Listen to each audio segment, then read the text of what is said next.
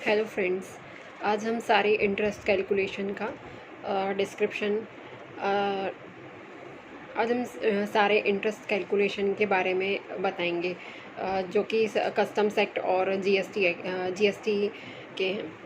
तो सबसे पहले हम कस्टम्स में जितने भी इंटरेस्ट कैलकुलेशन हैं उनकी बात करते हैं। तो सबसे पहले interest in the case of refund on provisional assessment under section 18। तो इसमें जो लगता है उसका रेट है 6%, और जो पीरियड कैलकुलेशन होता है date after expiry of 3 months from the date of final assessment to the date of refund.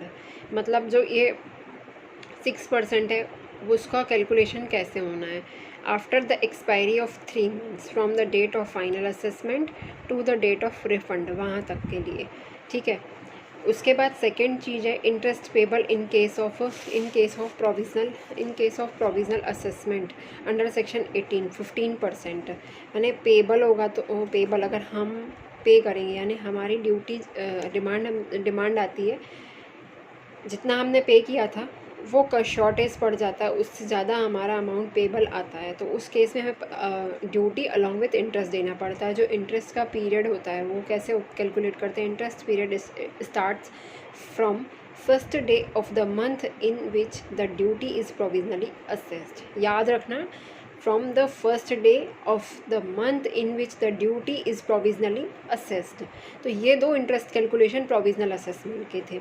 अब थर्ड इंटरेस्ट कैलकुलेशन होता है interest payable under section 47(2) becomes payable when the importer fails to pay import duty assessment on the bill of entry import duty assessed on the bill of entry under section 47(1).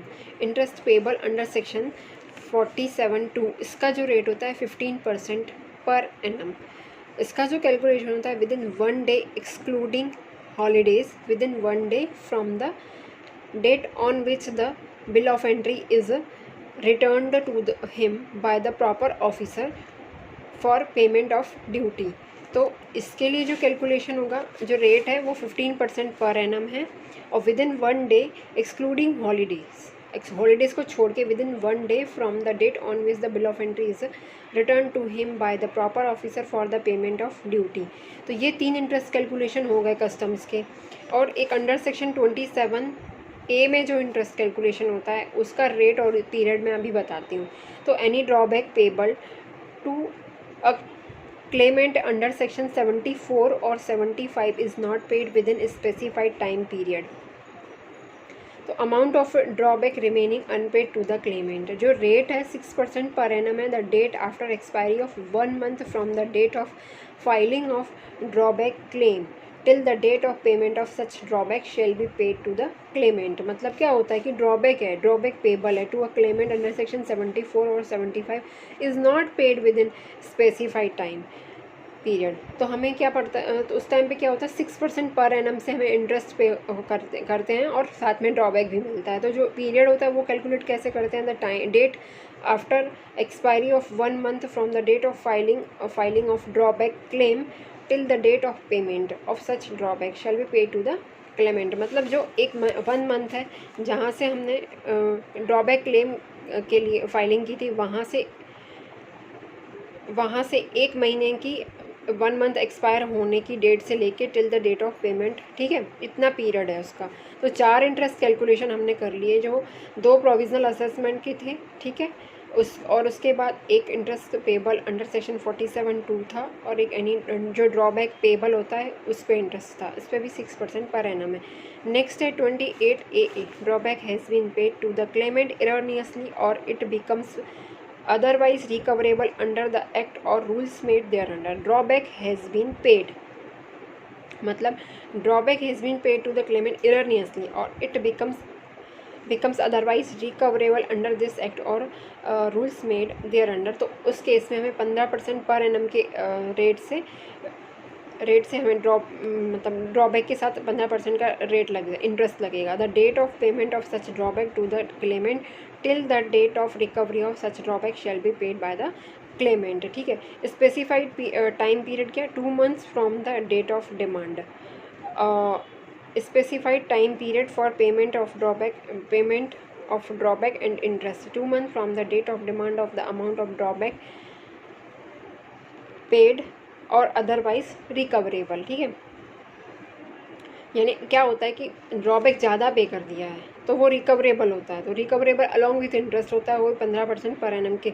और time period कैसे होता है, time of payment of such drawback to the claimant till the date of recovery of such drawback shall be paid by the claimant. ठीक है, इसका rate 15% per annum ही है। Next interest calculation है जो customs का ही है, interest on late disbursement of refund, यानी रिफंड के केस में अगर लेट रिफंड तो उस टाइम पे भी मतलब रिफंड भी हो मिलेगा प्लस अपन को इंटरेस्ट भी मिलेगा। टाइम पीरियड कैसे अपन calculate from the date immediately after the expiry of 3 month from the date of receipt of such application till the date of refund of such duty.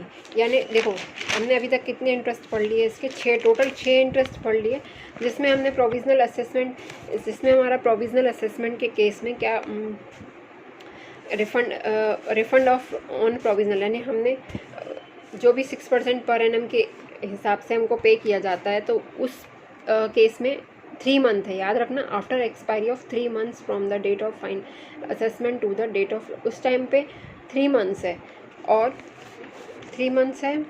और जो ड्रॉबैक अंडर सेक्शन 27A के time में drawback payable to Clement है तो उस time पे भी जो 6% पर एनम है the date after expiry of 1 month from the date है, वहाँ पे 1 मंथ है। ठीक है, और जो रिफंड के केस में तो एक प्रोविजनल असेसमेंट के टाइम पे 3 मंथ्स है, रिफंड ड्रॉबैक के केस में 1 मंथ है, ये याद रखना। और जो रिफंड के केस है उस केस में भी after expiry of 3 months from the date of receipt of such application till the date of refund of such duty. Total 6 interest पढ़े हमने। अब नेक्स्ट इंटरेस्ट कैलकुलेशन होंगे वो सारे जीएसटी के इंटरेस्ट कैलकुलेशन होंगे। ये रेट बिल्कुल ध्यान से याद रखना क्योंकि इनमें कन्फ्यूज़न होता है। इस रेट को हम उस रेट में और पीरियड कैलकुलेशन कस्टम का जीएसटी में, जीएसटी का कस्टम में, तो ये मिस्टेक बिल्कुल नहीं करनी है हमको एग्ज़ाम में। तो सबसे पहले जीएसटी का पहला जो इंटरेस्ट है वो होता है interest on refund under section 56। ठीक है, as per section 115 of the CGST Act 2017 where amount paid by the appellant as pre-deposit is required to be refunded consequent to any order of the appellant authority or of the appellate tribunal।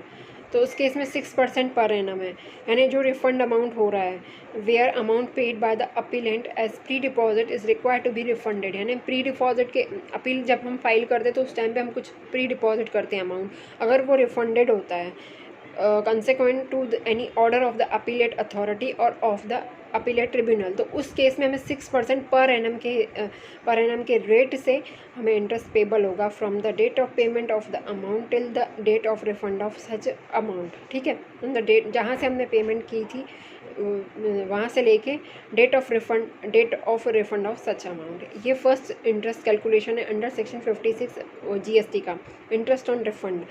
Interest in case of delayed payment of self assess GST under section 50, यानी आपने क्या किया है, GST late self assess GST आपने delay payment किया उसके, तो उस पर इंटरेस्ट हमको पे करना पड़ता है। उसका रेट होता है, याद रखना, 18% per annum from the date following the due date of payment to the actual date of payment, है ना। जैसे हमारा ड्यू डेट है वहाँ से उसकी एक्सपायरी, ड्यू डेट आई उसके ख़त्म होने से वहाँ से लेके जहाँ तक हमने जिस डेट पे हमने पे किया था इस पीरियड का हमें इंटरेस्ट पे करना पड़ेगा क्योंकि हमने सेल्फ असेस्ड जीएसटी पे नहीं किया अंडर सेक्शन 50, तो उसका रेट 18% है पर एनम, याद रखना। तो नेक्स्ट है interest payable on finalization of assessment, यानी प्रोविजनल असेसमेंट के टाइम पे, तो इसका रेट भी 18% पर एनम होता है from the first day after the due date of payment of tax in respect of goods supplied under provisional assessment till the actual payment, whether such amount is paid before or after the issuance of order for final assessment, यानी from the first day after the due date of payment of the tax in respect of goods supplied under provisional assessment till the actual payment, whether such amount is paid before और after the issuance of order for final assessment pay किया हो या नहीं किया हो या नहीं, तो इसके लिए भी 18% पर एनम के रेट से interest payable on finalization of assessment, याद रखना। ठीक है, if provisional amount paid is more than final amount, ठीक है, जितना हमको पेमेंट करना था, तो such excess amount is refunded as per provision of section 54। 6% per annum के हिसाब से हमको इसका इंटरेस्ट मिलेगा from the date immediately after the expiry of 2 months 60 days, यानी 2 months 60 days from the date of receipt of application till the date of the refund of such tax. अभी तक हमने 4 इंटरेस्ट पढ़ लिया। अब interest on delayed refund under section 56, interest on delayed refund, यानी refund हमको delay में मिला हुआ है। If refund is not paid with in 60 days from receipt of application, if any tax ordered to be refunded under section 54(5), तो 6% per annum के हिसाब से from the date immediately after the expiry of 60 days from the date of receipt of application till the date of refund of such tax. Where any claim of refund arises from an order passed by an adjudicating authority or appellate tribunal or court which has attained finality and the same is not refunded within 60 days from the date of receipt of application filed consequent to such order, तो 9% पर annum के हिसाब से from the date immediately after the expiry of 60 days from the date of receipt of application till the date of refund। तो इस case में 9% per annum, ये जो कोर्ट का ऑर्डर है, अपीलेट अथॉरिटी, एडजुडिकेटिंग अथॉरिटी और अपीलेट ट्रिब्यूनल, तो इनके केस में जो इनके ऑर्डर के कारण रिफंड हमारा अराइज हुआ, तो उस केस में 9% पर एनम के हिसाब से हमको रिफंड प्लस इंटरेस्ट मिलेगा। Interest on delayed payment of tax under section 51, fails to pay the tax और any part thereof to the government within the period prescribe 18% per annum from the date succeeding the month on which such tax was due to be paid, ठीक है। A taxable person who makes an undue और excess claim of ITC under section 42(10) और undue और excess reduction in output tax liability under section 43(10), तो उस case में 24% पर annum के हिसाब से हमें इंटरेस्ट पे करना पड़ेगा। तो टोटल इंटरेस्ट जो हमने पढ़ लिए इसमें 6 थे, 5 में 2 केस थे इंटरेस्ट ऑन डिलेड रिफंड, एक सिंपल वाला था, एक कोर्ट के ऑर्डर के कारण था, तो वो एक में 6% में, एक में 9% था। Interest on delayed payment of tax जिसमें हमको पे करना है, तो एक में 18% पर एनम के हिसाब से और दूसरे में 24% पर एनम के हिसाब से हमको पे करना पड़ेगा। ओके, अगर हमारा ये वीडियो पसंद आया हो तो हम लाइक करना ना भूलें और नेक्स्ट वीडियो के लिए हमारा चैनल सब्सक्राइब करना ना भूलें और बेल आइकन को दबाना ना भूलें ताकि हमारे सारे वीडियो आप तक पहुंच सके। Thank you.